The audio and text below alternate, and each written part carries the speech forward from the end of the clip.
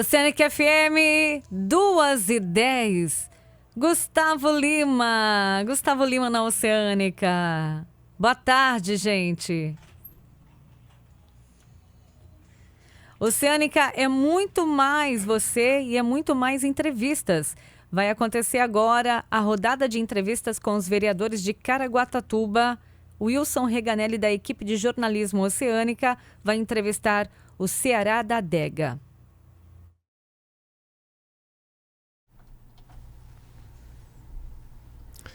Cearense de Crateús, o nosso convidado vive em Caraguatatuba desde 2001. Nessa ocasião, ele abriu uma adega no bairro Travessão, onde reside. É casado, pai de 2 filhos. Eliseu Onofre da Silva já trabalhou como assessor de vereador na Câmara Municipal. Ceará, como é conhecido, está em seu 2º mandato pelo Partido Popular Socialista, PPS, e se considera um militante político. Vereador Ceará, bem-vindo. Wilson Reganelli, boa tarde.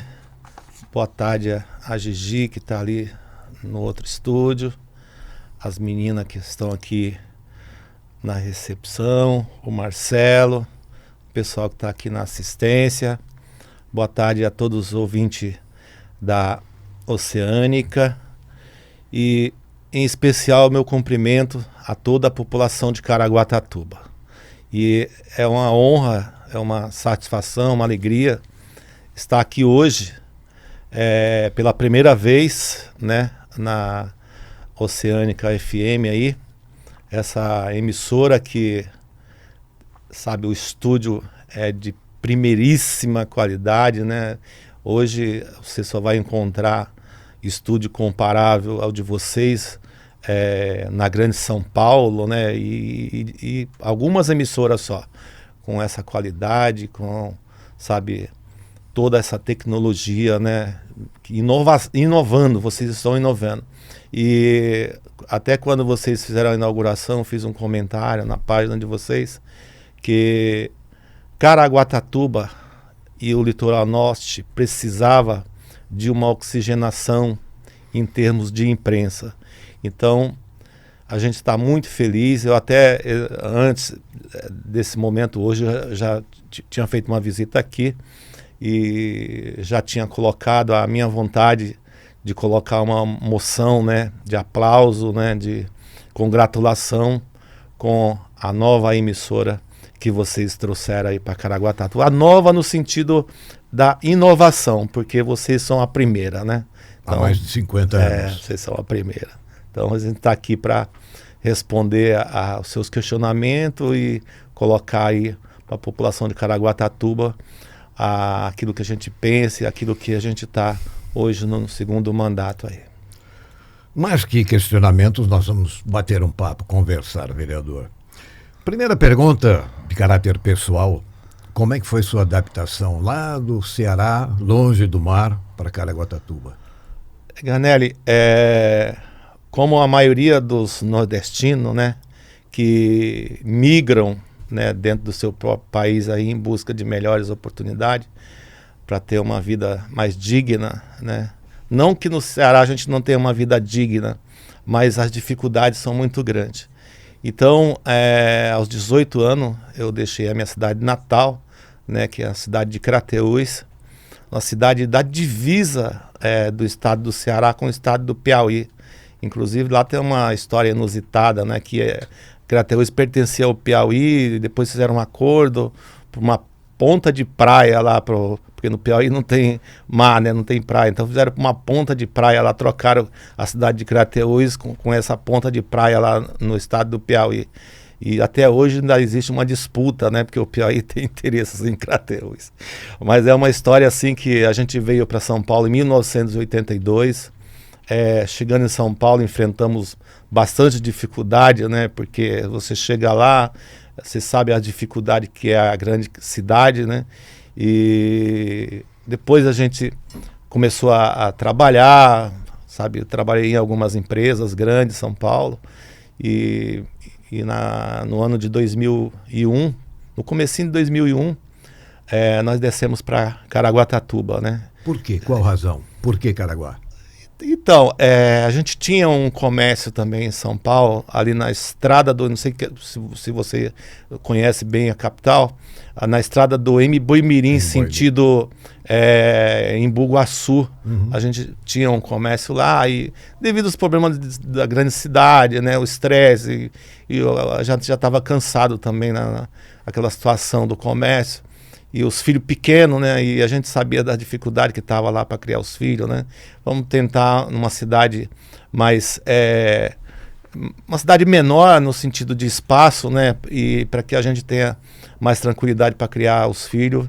E daí a gente desceu a serra e estamos aqui em Caraguatatuba desde 2001. Perfeitamente integrados. Ah, sim, os meus filhos hoje, os dois já estão casados, né? A família, cada um com a sua família já estabelecida, né? E a gente continua agora, passamos o comércio para um deles, e eu estou na vereança aí desde 2013, né? Assumi o primeiro mandato e a gente está aí nessa luta diária aí. E todos nós adaptados à nossa Caraguatatuba, que é um lugar abençoado. Gostaria da sua opinião a respeito dessa, vou chamar de desavença, entre o governo federal, mais precisamente o presidente, e um certo descaso com relação ao Nordeste. Na realidade, é assim, eu não vejo como um descaso na questão do governo do Bolsonaro. Eu penso, Reganelli, que assim, só para a gente recapitular uma situação aqui. Quando no segundo mandato do ex-presidente Lula, o ex-presidente Lula levou várias obras grandes para aquela região do Nordeste. E parou assim aquela migração, né, que a gente tinha, principalmente para São Paulo. O pessoal da minha região, eles conseguiram se estabelecer por lá mesmo no estado do Ceará. E isso, o ex-presidente Lula, ele teve uma situação que muita gente às vezes não relata, mas ele levou para as regiões do Nordeste muitas empresas. Ele descentralizar, ele fez com que essa questão de impostos, essas mudanças, para que as empresas se sentissem incentivadas a irem para o Nordeste e produzir lá no Nordeste. Tanto é que hoje o estado do Ceará tem assim muitas empresas grandes hoje lá, sabe? Nós temos várias universidades federais, entendeu? Que ele acabou levando não só para o estado do Ceará, mas para o Nordeste inteiro. E isso, talvez por essas políticas sociais e por uma dificuldade das eleições que o presidente Bolsonaro sentiu de entrar para o lado do Nordeste, porque tinha muitos governadores ainda do PT e governadores ligados a partido mais voltado para essas questões sociais. Então existe eu acredito que ainda é uma resistência com relação à questão eleitoral. Mas isso há de ser superado e o Brasil tem que trabalhar para que cresça de uma forma integrada e que todo brasileiro tenha o seu devido respeito e valor com a sua dignidade. É o que eu penso. Ainda é uma resistência com algumas questões políticas. Vereador Ceará, antes de a gente entrar mais para o seu lado de militante político, né? O vereador mesmo não se considera, não posso deixar de perguntar sobre um conterrâneo seu, o Cid Gomes, vítima de um atentado no dia de ontem. Eu considerei pelas imagens que houve uma imprudência do senador, porque um certo exagero. Uma imprudência ali. Para mim, ele foi muito infeliz naquela atitude. Eu considero uma atitude infeliz, porque ali você estava num contexto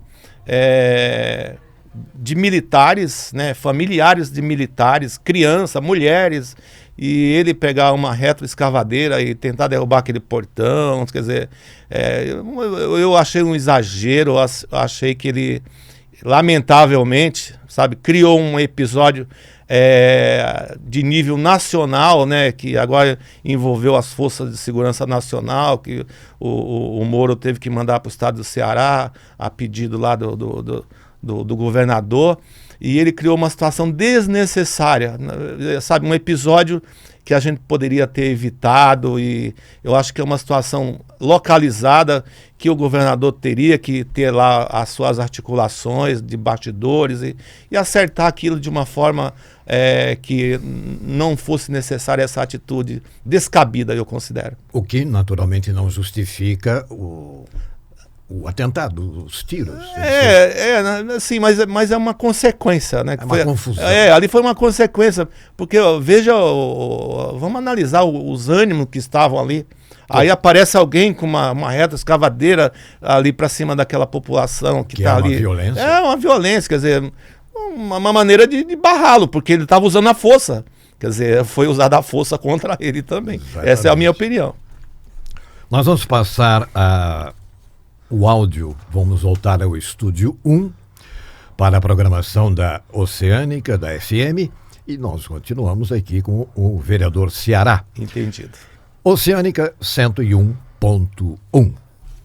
Vereador, vamos falar então um pouquinho da sua vida política, sua participação aqui na cidade de Caraguatatuba. Antes de Caraguá, nenhuma atividade política em outra cidade. São Paulo, eu militava na Sociedade de Amigos de Bairro, lá da nossa comunidade, lá da nossa região, que é ali um bairro chamado Parque do Lago, ali na região depois da Padaria Menininha, ali na região perto do Jacira, Capela, que a gente tinha comércio. Então eu militava ali naquela região como presidente de bairro e buscava junto, na época, foi naquela época do Celso Pita, porque eu tive uma atuação maior, que o deputado, que hoje já deixou de ser deputado, mas foi deputado por 7 mandatos, o Arnaldo Faria de Sá, era secretário de governo do Celso Pita, e eu me aproximei muito do Arnaldo Faria de Sá nessa época, e a gente tinha um acesso ao ANEMBI, que eu promovia eventos na região, então eu já tinha, desde São Paulo, ligações com os políticos lá de São Paulo. E chegando em Caraguatatuba não foi diferente, a gente já se aproximou também das pessoas que atuavam na política em Caraguá e seguimos, né, até hoje aí dentro dessa realidade política aí de Caraguatatuba. Uma pergunta bem curtinha. Segundo mandato, que ainda não terminou, o que está sendo melhor, o passado ou o atual? Preciso ser franco, o primeiro mandato foi, logicamente, uma experiência nova. Embora, eu ia dizer isso, embora houvesse a sua experiência em São Paulo. Por ser que foi o início. O início. Por ser um mandato, o primeiro mandato, que a gente entrou, sabe, se aproximou mais das questões de bastidores do poder de Caraguatatuba. O primeiro mandato foi um mandato onde eu percebi que as relações com o executivo, até mesmo ali dentro da Câmara Municipal, eram umas relações mais saudáveis. Hoje, nesse segundo mandato, eu vejo que as relações elas não são muito saudáveis hoje. A relação do poder legislativo com o poder executivo hoje, elas não são saudáveis. Existem situações que a gente tem que repudiar e por isso, às vezes, hoje o Aguilar Júnior, o nosso prefeito atual, enfrenta algumas dificuldades por falta de bons articuladores políticos nos bastidores. Articuladores que eu falo no sentido de conversa, onde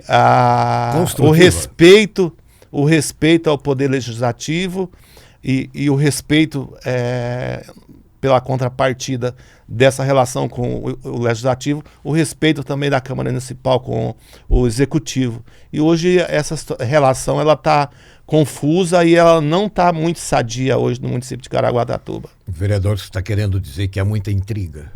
É muita intriga e há uma interferência, muito grande e indevida hoje do poder executivo no poder legislativo. Eu acho que por conta do grupo atual elegeu um irmão do prefeito vereador, que logo nos 2 primeiros anos foi presidente da Câmara, e o prefeito lá no executivo, e o pai, que é um grande articulador político, né, da família, aí é o homem que levou os 2 filhos à posição que eles estão hoje, né, e a gente tem que respeitar, nos bastidores. Então, o espaço para que outros vereadores possam trabalhar, possam fazer as suas reivindicações, os seus apontamentos, ele foi muito delimitado. E a interferência, ela acontece de uma maneira que acaba prejudicando essa relação.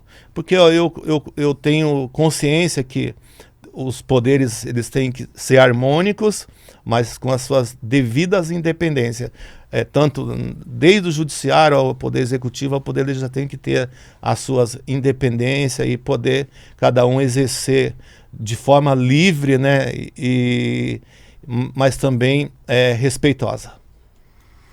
Podemos dizer então que este segundo mandato seu está fluindo melhor do que o anterior?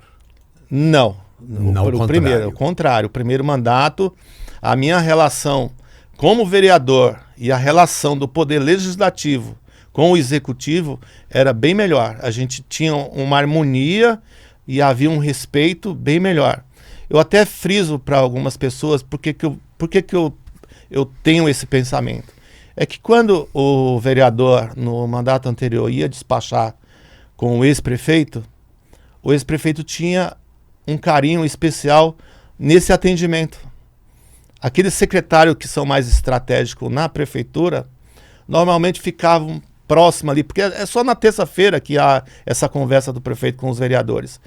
Normalmente esses secretários que são mais estratégicos para a administração ficavam por ali nas proximidades, porque a prefeitura tem vários prédios, então ele convocava esses secretários, todos ficavam mais próximos ali do atendimento dos vereadores. E quando era uma demanda que tinha que ser resolvida emergencial ou com um curto prazo, ele já acionava o secretário: olha, o vereador está apresentando uma demanda aqui, eu quero que seja resolvida essa demanda, porque ele não está pedindo para ele está pedindo para a população, ele está reivindicando para a comunidade a qual ele representa. Então era muito melhor a maneira como o poder se respeitava. Hoje não, hoje eu no primeiro, fiquei um ano mais ou menos indo no gabinete do prefeito atual, quase todas as demandas que eu levei para o prefeito, nenhuma foi resolvida. Um assessor anotava os pedidos e quando você voltava na outra semana, nada acontecia, quer dizer, isso foi desgastando muito. Aí depois também veio a questão da presidência, aí houve a interferência do poder executivo na questão da presidência, e a minha relação hoje com o executivo é eles lá e eu lá no legislativo, mas também os respeito como pessoa. Agora, como agentes públicos que eles são e eu também sou, aí eu mantenho a minha distância necessária. Na verdade, eu acho que eu não me fiz entender, vereador. Eu quis dizer que talvez este segundo mandato seu fluísse melhor em função de toda a sua experiência anterior. Ah, sim, mas devido a essa situação que eu acabei de frisar, da concentração de poder na mão de uma família só, porque eu falo para as pessoas que o pai toma café com os 2 filhos, almoça com os 2 filhos, janta com os 2 filhos, e eles despacham todos os assuntos de interesse da cidade. Então, quer dizer, a abertura para outros agentes públicos, políticos principalmente, é pouquíssima. Então, essa concentração de poder, inclusive, tem feito algumas coisas aí que são assim, a gente entende que é malversação do dinheiro público até. Então a gente tem acompanhado isso e uma situação que não dá espaço para que os vereadores, sabe, tenham a sua devida atuação. Há pressões, há perseguição, há manipulação de pessoas para que prejudiquem outras pessoas. É uma situação que eu tenho muito a lamentar. Vereador Ceará, vamos falar um pouquinho sobre seus projetos. Mandato anterior, qual seria o destaque? No mandato anterior, no primeiro momento que nós entramos, nós fizemos um requerimento para o ex-prefeito, pedindo para que voltasse a acertar a questão do meio lote na cidade. Foi um dos primeiros requerimentos, porque eu moro numa comunidade carente, onde as pessoas precisam da sua moradia, e são pessoas que, por uma questão que quando eu entrei já tinha sido votada, que foi o plano diretor, tinha proibido o meio lote na época. Então o meu primeiro debate foi em cima disso, para que houvesse, para que a gente voltasse à questão do meio lote. E esse debate eu enfrentei até o final. E também a gente vem discutindo lá de trás a questão da regularização fundiária. Só que por várias áreas, e eu entendo, hoje eu entendo porque várias áreas no município, elas tiveram ação civil pública em cima dessas áreas, para congelamento, porque os loteadores fizeram loteamentos que a gente pode considerar clandestino, sabe? Venderam sem o mínimo de infraestrutura para essas pessoas, e a cidade estava crescendo de uma forma totalmente desorganizada, sabe, de uma forma totalmente atropelada, aonde as pessoas estavam indo na frente, fazendo as suas moradias, e o poder público estava sempre chegando atrás. E foi um dos debates que a gente enfrentou desde do mandato passado, e neste mandato tenta-se acertar essa questão da regularização fundiária, mas a gente sabe que existe muitas dificuldades devido ainda a esses processos das áreas, que praticamente eu creio que 60% hoje de Caraguatatuba ainda é as chamadas posses, né? Uhum. Embora tenha as posses pacíficas, mas tem aquelas posses também que foram ocupadas, que hoje existe reintegração correndo no fórum de várias áreas no município, né? E essas irregularidades, elas continuam acontecendo, lamentavelmente, né? O poder de fiscalização hoje do executivo não conseguiu conter esse crescimento irregular, embora tenha tido a vontade, tenha tido, sabe, o desejo, aprovamos lei para tanto, mas a cidade ainda cresce de maneira desordenada, principalmente na nossa região aqui do Pegorelli, na região aqui do fundo do Golfinho. O crescimento ainda é desordenado e preocupante, porque as pessoas ocupam áreas alagadícias, né, num primeiro momento, depois ocupam áreas de risco, sabe? Hoje nós temos no município catalogada 19 áreas de risco e mais todas essas áreas alagadícias, que isso gera uma demanda muito grande nas questões sociais, e se a gente não conseguir trabalhar isso de uma forma responsável, sabe, nós vamos continuar eternizando esses problemas. Então é necessário que hoje o poder público, executivo, legislativo, judiciário, faça aí uma união de força para que a gente possa conter essas ocupações irregulares que acontecem na cidade ainda, sabe? Esse debate tem que vir logo, sabe? A sociedade de Caraguatatuba tem que se apegar a esse debate. Se a gente quiser manter a qualidade de vida na nossa cidade, nós vamos ter que partir para esse debate, para a ocupação do solo dessa cidade. A nossa sorte, Reganelli, é que a gente tem ainda duas áreas que eu considero assim primordiais e essenciais para que a cidade cresça de maneira totalmente planejada, que é essa questão da fazenda Serra Mar e a fazenda aqui do seu Herman também, onde tem a criação de búfalo.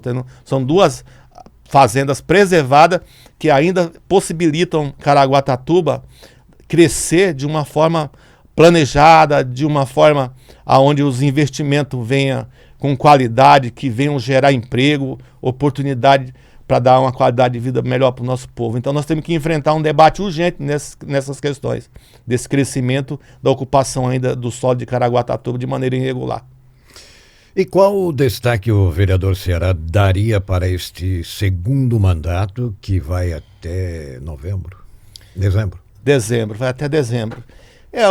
Existe uma questão aí que que eu acho que foi um dos embates assim, dentro do legislativo, que ocorreu mais ou menos do mês de agosto até praticamente o final do ano, que foi essa tentativa do prefeito pegar esse financiamento, né? E isso foi um embate assim que eu considero que chamou muita atenção, não só da população de Caraguatatuba, mas a imprensa da região se envolveu, né?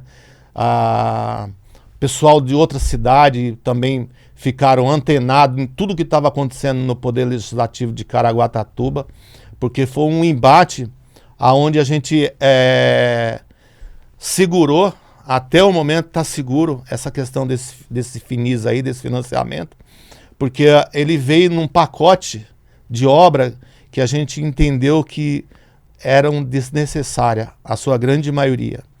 E também não veio ali preciso o impacto do custeio desses futuros equipamentos. Então, nós, por uma questão de apresentação do projeto, pela a situação das audiências públicas, que não foi nos horários compatíveis, pela questões das comissões, nós conseguimos entrar na justiça e conseguimos segurar esse projeto até uma determinada situação, até que tivemos que enfrentar ele no plenário, mas mesmo assim perdemos no plenário, mas continuamos, nós levamos esse debate para o judiciário.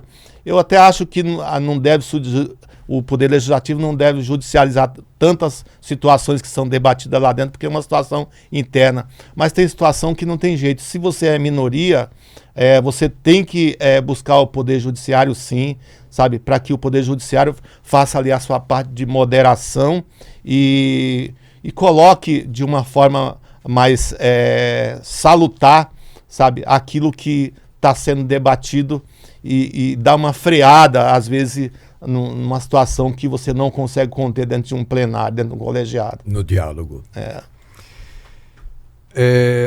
Naturalmente, eu não diria tão claramente assim, mas quero crer que o vereador é candidato.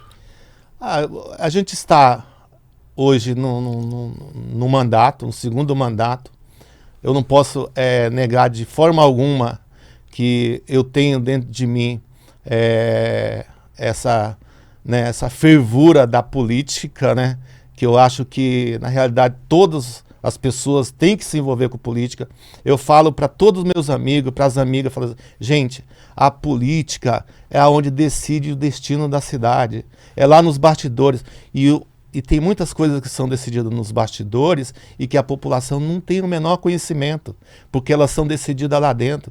Às vezes você vota num projeto que vai para o regime de urgência, mas naqueles projetos às vezes tem muitas pegadinhas, sabe? Então a responsabilidade daquelas pessoas que ocupam lá a cadeira no Legislativo é muito grande, sabe? Uma situação de pegadinha que eu posso rapidamente relatar para você aqui nessa situação da desapropriação do terreno ali da Avenida da Praia. Sim. Ali nós votamos um projeto no regime de urgência, transferindo recurso de uma ficha para outra, fazendo o chamado remanejamento de verba, e foi concentrada uma verba na Secretaria de Administração, aonde continha lá de forma genérica que esses recursos seriam para aquisição de imóveis para o patrimônio público. E para nossa surpresa, foi desapropriado aquele terreno lá da Avenida da Praia por 12 milhões, com uma pretensão que não ficou muito clara. Ali, inclusive, tem hoje uma situação na promotoria, aonde eu e o meu colega vereador Celso Pereira, para quem eu quero mandar um abraço, para o Celcinho e para todos os colegas vereadores, né? Principalmente os colegas aí que estão nessa luta na oposição, o Denis Guerra, o Fernando Cuiú, meu amigo Duda Silva, né? E o Celso Pereira. Quero deixar aqui meu abraço para todos eles. Então, teve essa pegadinha, Reganelli. Aí a responsabilidade nossa, ela aumenta muito quando vem esse tipo de projeto, porque não dá tempo você debater, esses projetos não vão para audiência pública, sabe? E a gente acaba de uma forma sendo responsabilizado, porque eu fui lá na promotoria e o promotor fez uma pergunta única. Você acha que houve interesse público? Eu falei que não. Não, porque quando há o interesse público, essa coisa tem que ser exposta. O interesse público tem que ser exposto, tem que ser colocado para a população, para que a população acompanhe, para que a população entenda o que está acontecendo, para que a população possa até se manifestar em relação a isso, cobrar dos seus representantes para que vote ou não vote naquele projeto, e nada disso aconteceu. Então, é muita responsabilidade estar ali e, naturalmente, né, eu sou um pré-candidato. Estamos esperando abrir a janela agora a partir do dia 5 e vai até o 4 de abril, a janela para mudança de partido, para quem está no mandato, para que a gente possa decidir aí os nossos rumos para as próximas eleições. A propósito, o vereador está contente no seu partido? Então, no meu partido hoje, eu tive um problema lá atrás, na época das convenções, porque eu era do antigo PR, Sim. tá? E passei para o PPS. E na época foi feita umas coligações também sem o diálogo, né? Colocaram gente lá com a gente na coligação sem candidato nenhum. Praticamente esse partido só tinha um candidato, que era o partido do PEN, e jogaram em cima lá do PPS para tentar eleger essa pessoa do PEN. Eu fiquei muito descontente com aquilo e teve assim um desentendimento com o presidente na época, e certamente eu não irei ficar no PPS. Isso já é uma certeza. No PPS eu não vou ficar. A dúvida é saber qual. Na sequência que abrir a janela a partir do dia 5, a gente vai estar conversando aí, abrindo o diálogo, né, com alguns partidos aí, sabe, mas que seja um partido que tenha um compromisso com uma nova realidade para Caraguatatuba. Mais uma pergunta, vereador Ceará. Fundo partidário, ele funciona em Caraguatatuba? A divisão? Então, os partidos que têm diretório, né, e que tem lá a sua representatividade, tem seus representantes no Congresso, que tem direito ao fundo partidário, esses partidos vão poder pegar o fundo partidário também, uma fatia desse fundo partidário. Né, isso aí vai acontecer. Mas não continua concentrado na mão dos coronéis, não? Não, na realidade, eu creio que o fundo partidário, ele, se você pegar que nenhuma empresa privada hoje pode fazer doação para a campanha dos políticos, essa questão do fundo partidário, ela também não foi uma coisa discutida claramente com a sociedade, né? Você vê que o debate foi muito curto, né? E foi decidido de uma maneira muito rápida e é exorbitante, né? Os valores. Muito dinheiro. É muito dinheiro, o valor é exorbitante. Então, o fundo partidário teria que ter sido melhor discutido. Mas eu creio que você tirar essas empresas para financiar os políticos, para mim já foi um ganho. Porque você tinha aí esse jogo entre as empresas e os políticos, né? Tanto é que deu uma série de problemas aí com as grandes empresas do Brasil. Praticamente todas se enrolaram aí por esses financiamentos irregulares, Caixa 2, né? Então, assim, já foi um ganho ter cortado essa questão do financiamento de empresas. Até porque não há mecenas na política, né? Nas artes, sim. Agora, na política, sempre deve haver uma contrapartida. A gente sempre fala assim, que o político, ele teria que ter uma clareza dentro dele, que, na realidade, ele teria que assumir um mandato para representar a população e ele teria que encarar isso como uma missão de vida, né? Porque ele foi um escolhido, e esse escolhido tem que representar a sua população e tem que estar lá com credibilidade para ter voz, sabe, e não se envolver nessa tipo de falcatrua, né, que infelizmente no Brasil já ocorreram tantas e tantas aí. Verdade.